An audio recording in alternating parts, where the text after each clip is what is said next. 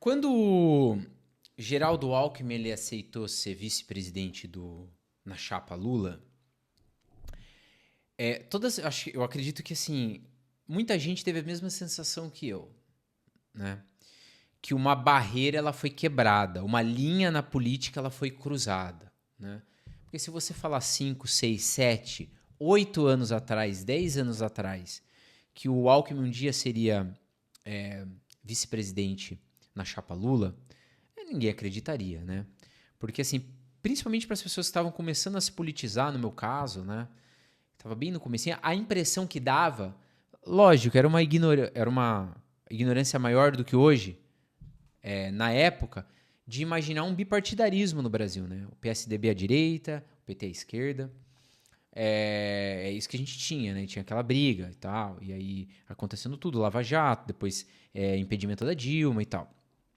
Bem, mas a sensação era que uma coisa era inacreditável. Aceitar o Geraldo Alckmin. Obviamente que, assim, para mim, especificamente, nunca foi chocou e tudo, mas eu sabia que assim, tinha preço, né? A posição, né? Tinha preço, né?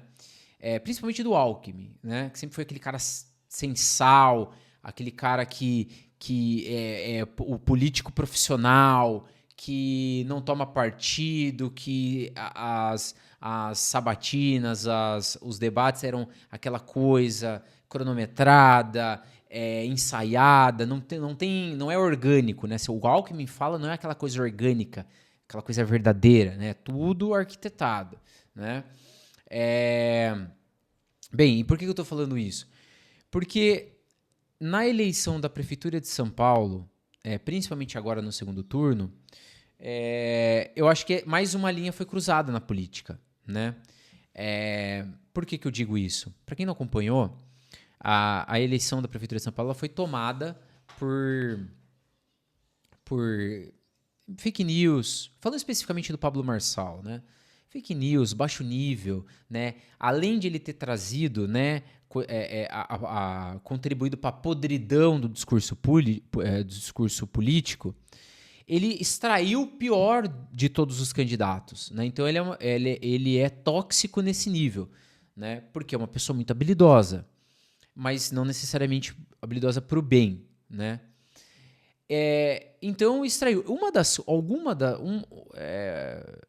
um dos crimes, né, que ele cometeu segundo a grande mídia, né, segundo os grandes portais, foi primeiro, né, então teve a fake news do lance de usar cocaína, né, que o Boulos seria usuário de cocaína, né, o que ele enganou o público dele, né? Quem já estava vacinado, obviamente, não caiu nessa, já sentiu o cheiro de charlatanismo dele, não caiu nessa, né? Ele falou que ia ter prova, que ia ter prova, que ia ter prova, não mostrou nada, né?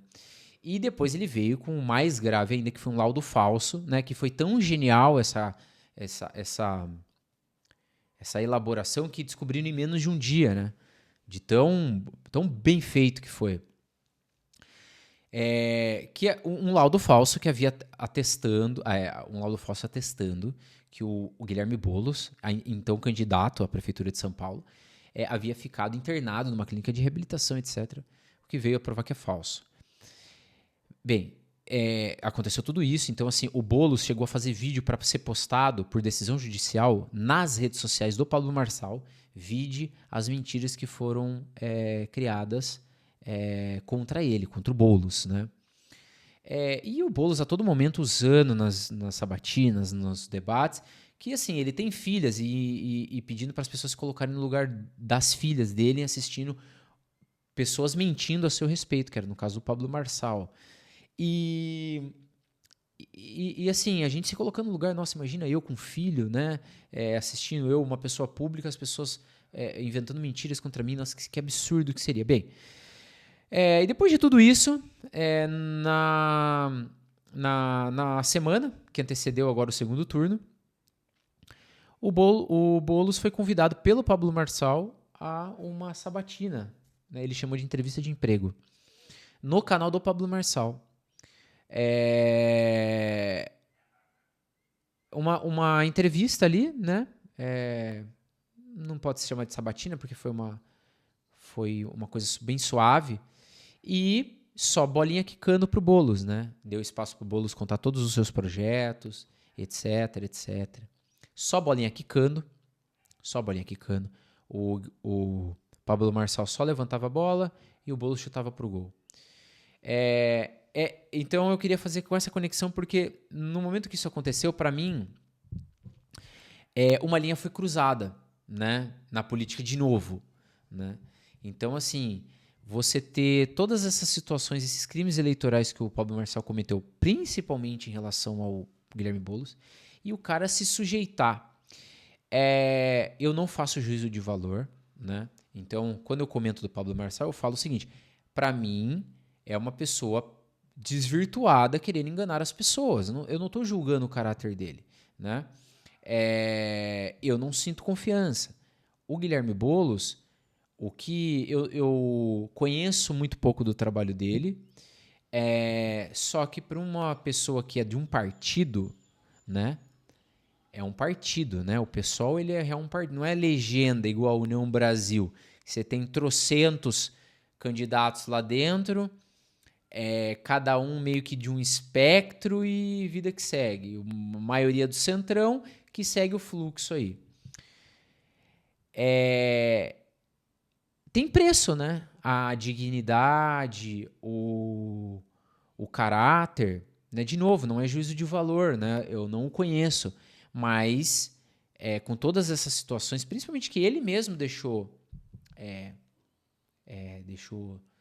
público, o Guilherme Boulos no caso, o que fica muito claro é que tem preço, né? A dignidade, de novo, né? O caráter. O preço é 1 milhão de votos, né? Que foi a diferença que o Ricardo Nunes teve quando venceu o segundo turno no último domingo. Então, é muito louco isso, né?